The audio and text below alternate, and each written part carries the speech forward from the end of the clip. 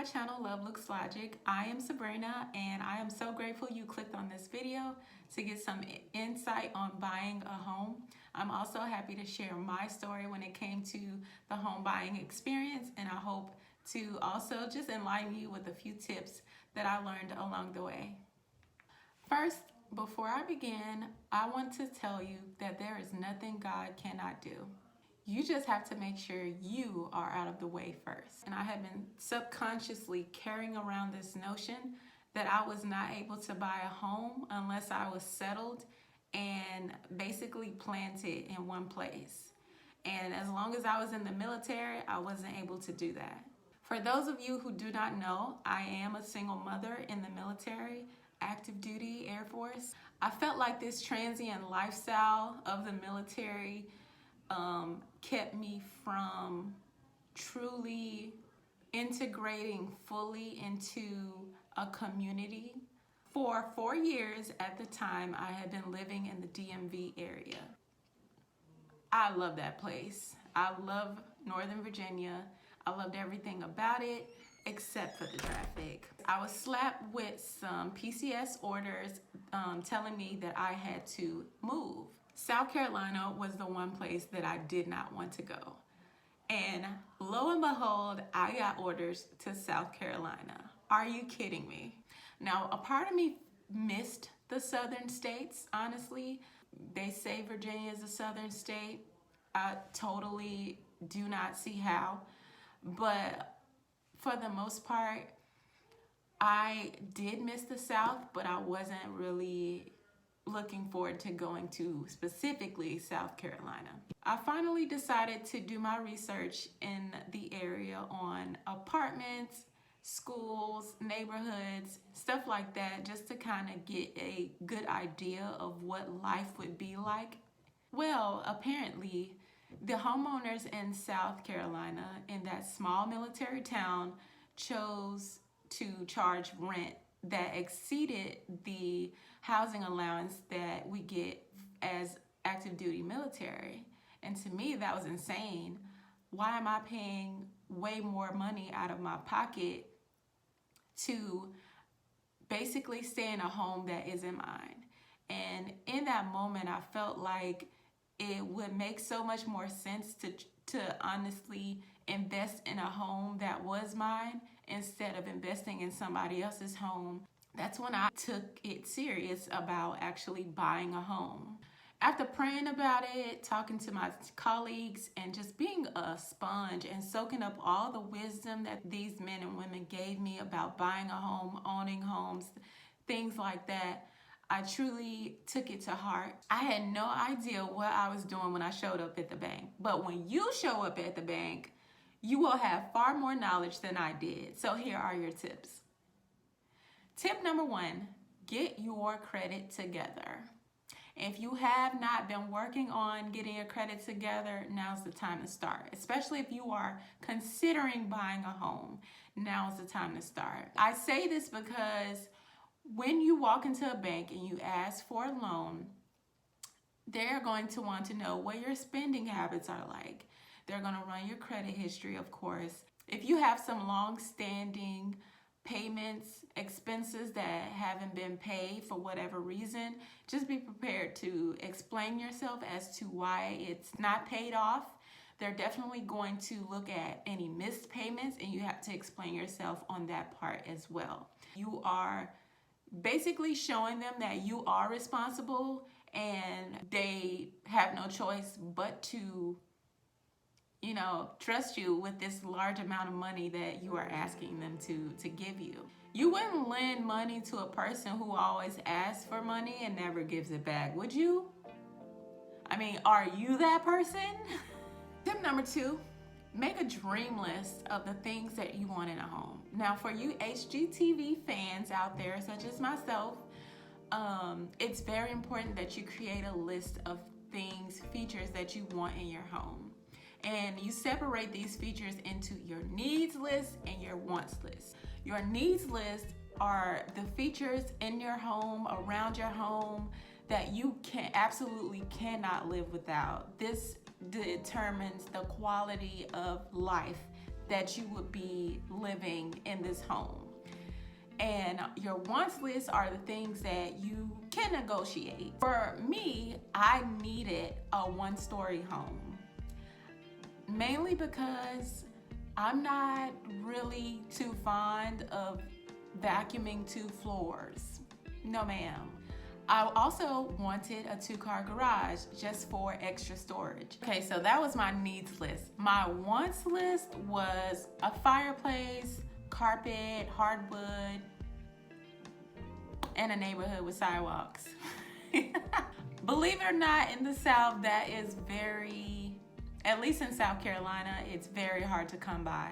So you got your dream list in mind. Now it's time to determine, tip number 3, how much home you can actually afford. So I use the website Zillow, basically because they have a mortgage calculator that gives you a ballpark figure of how much in mortgage you will actually be paying for a home.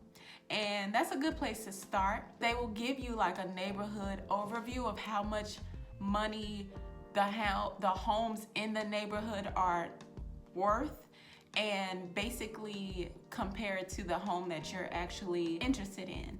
So you can determine if this home is in a good neighborhood with appreciation values, or if it's in the complete opposite where the value is depreciating. So here's some legit wealth building tips from your girl. Just because you make 6 figures doesn't mean you need to buy a 7-figure home. Do this for me and just be completely honest with yourself and ask yourself, why is it that you want a home? Are you trying to flex? Are you trying to prove something to somebody? Are you trying to show everybody that you got it? Do you feel like you should have been bought a home by now? If one of those are the reasons as to why you're actually buying a home, you might want to reconsider. Sis, you don't need one. You ain't ready yet. Do not make long-term decisions based on temporary circumstances. Comparison is a killer of joy, I swear, y'all. And it's real rampant these days when it comes to social media, and we don't even realize that we're comparing ourselves, and we feel like we should have had things by now, and we should have been married by now, with a house by now, and all this stuff. Buying a home is no walk in the park. Just prepare yourself. Tip number 4, you can actually change realtors. So the first realtor that I was linked with, remember that dream list I told y'all about? Well, he asked for it. And based on the dream list, he was going to pull listings for me. Well, this realtor decided to just pass me all of the listings that had barely anything to do with what I wanted. I had never met this realtor ever. All of the coordinating I had done over the phone and through the internet, but when you're on the phone, you know what a black person sound like, and obviously I sound like a black person. Some of us are very articulate and can enunciate and all that stuff, and they don't have that sense of thickness in their voices, but for me, you can definitely hear the black. All of the listings that he sent me either had 1-car garage or no garage, and I'm just like, dude, really? These are listings that he preferred for me versus what I had given him, and that really upset me. So I decided to fire him and go back to the drawing board. Thank you. Next. Tip number 5, invest your time in researching neighborhoods. Now, if you have kids, this part is very important, especially when it comes to the safety of your children and school zoning. So one thing that I learned when it came to moving to a smaller town was that the good schools are very few and far in between. And everybody wants their kid to go to the best school in town. In order to stay in the neighborhood that was in the school zone, the prices of the homes were a lot more expensive and just a little bit over my budget. And the thing is, I did not want to break that budget. That meant I definitely had to go back to the bank to ask for a higher loan, and I definitely didn't want to do that. So I was not willing to negotiate. So the thing is, you have to find a happy medium when it comes to finding the best neighborhood for you all to live in, as well as it being somewhere somewhat close to the school that you want your kid to go to. The school that my child ended up going to was one of the best schools in town, and let me tell you, the student to teacher ratio was bizarre. It was about 30-2. Are they really getting the quality education that they need in order to succeed? So it's now time for you to narrow your list down to top 10 homes. Order them 1 through 10, 10 being the least that you like and 1 being the best one, the top one that you would definitely buy, that's within your budget, all the parameters that you've set for yourself. Ask your realtor to give you a write-up on all the addresses that you have in this top 10 listing, and use that to help you prioritize your best house and the worst house. Tip number 7, this is the part that everybody is so excited for. Plan your day to house hunt. So I actually had to plan a trip. I coordinated with my mom and we came up with a date that worked for the both of us. From Virginia, we drove 9 hours, I think. And then the next day we had planned on actually visiting all 10 homes. If you skip this step, you can definitely miss some things that the internet can definitely hide. So I remember one of the homes that I really liked, I was favoring very much based on the pictures that were taken online, the write-up, everything.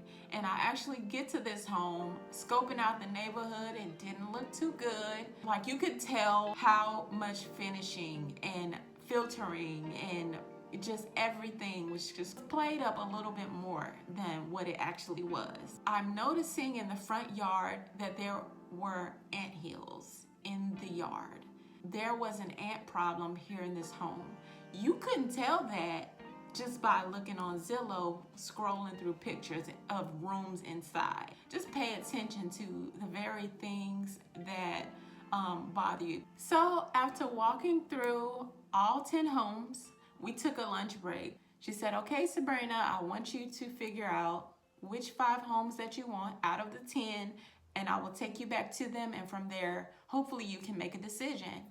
I agreed and decided on my top 5 homes. I immediately felt some sense of urgency, but also pressed to make a decision that I truly wasn't really ready to make. So check this out. My realtor and I were truly planning on making a deal on that day, but that was not God's will.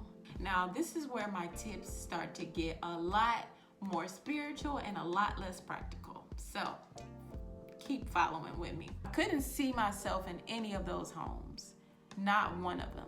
So the next idea and the next tip that I have was not my idea at all. I felt a tug in my gut and I heard the Spirit say, Brina, you don't have to make a decision now.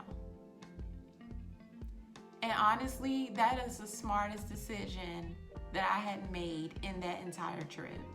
Again, these are lifetime decisions that you are making. Do not feel pressured to sign up for something that you're not even 100% sure about. So I listened to the Spirit. I obeyed my gut. I told the realtor, I'm gonna sleep on it and I'm gonna pray about it. So that's my next tip. Keep God involved in the entire process. So from looking to planning to prioritizing to making a final decision, all of that, I kept God in the middle of it. So here is where the plot thickens and things get a bit crazy. Tip 9A, don't expect God to move when you're ready for him to move.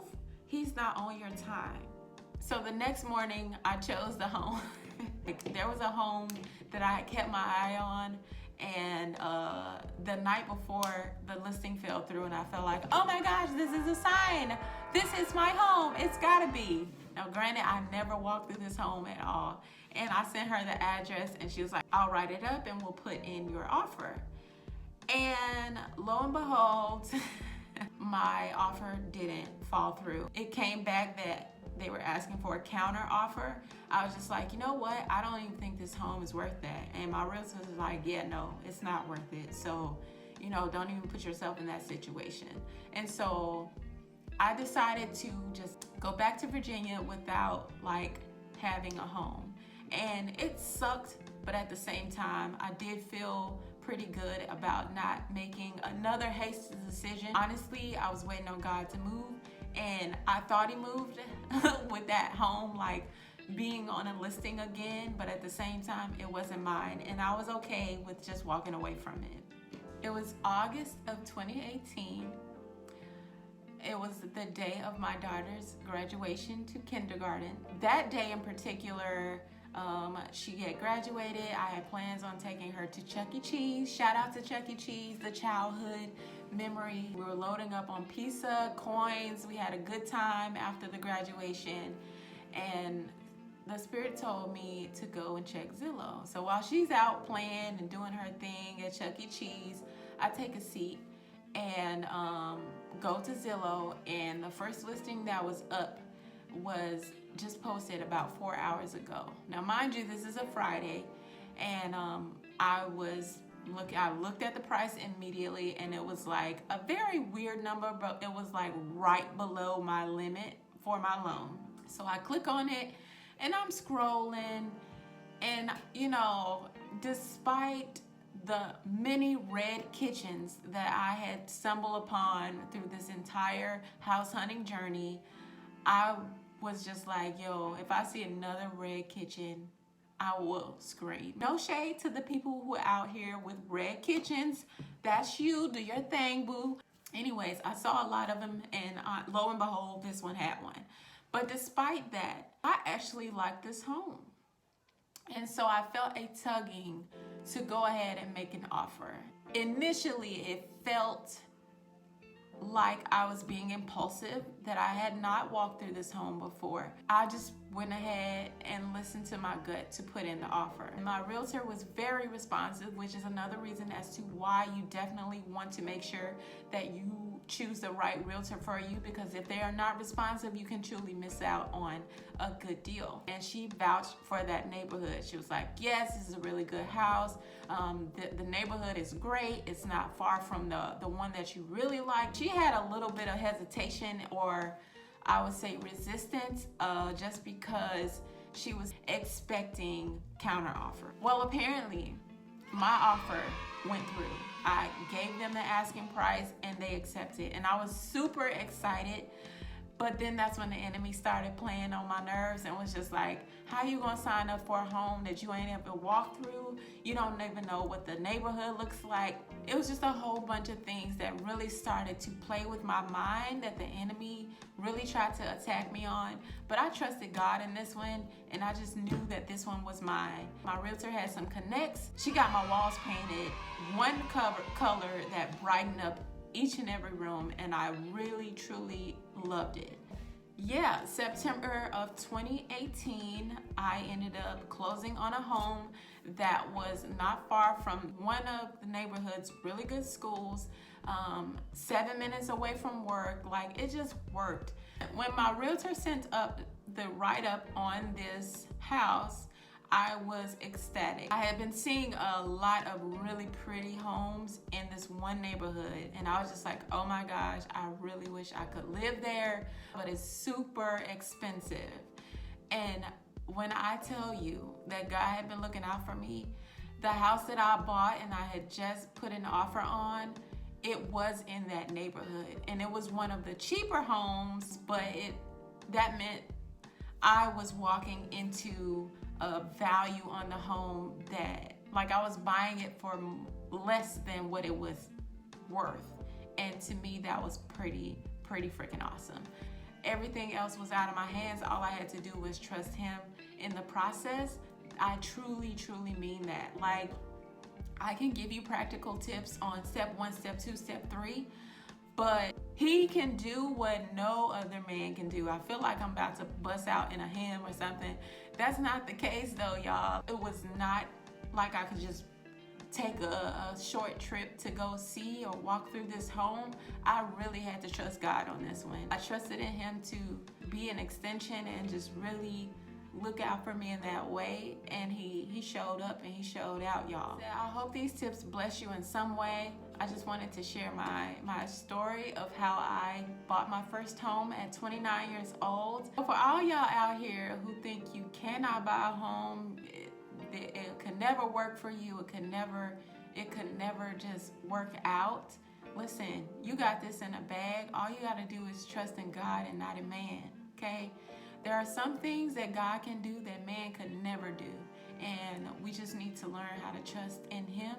And like when I say trust, I really mean that. Like, you really need to understand the lengths that God has gone for you to let you know that you are already enough, that you already made it. All you got to do, because he's a gentleman, all he's doing is waiting on you to truly just rely and depend on him for the things that you need. Now, buying a home is truly a huge commitment, and to think that you're not capable or you're not able to afford such a thing, so stop telling yourself these lies. Get out of your head, get out of your own way. You can do it. You got this. Trust in God. It's possible. Stay tuned, because I got some more for you on this. I hope you enjoyed. If you do, please like, comment, and subscribe to the L3 Tribe. And thanks for watching. I'll see you guys next time.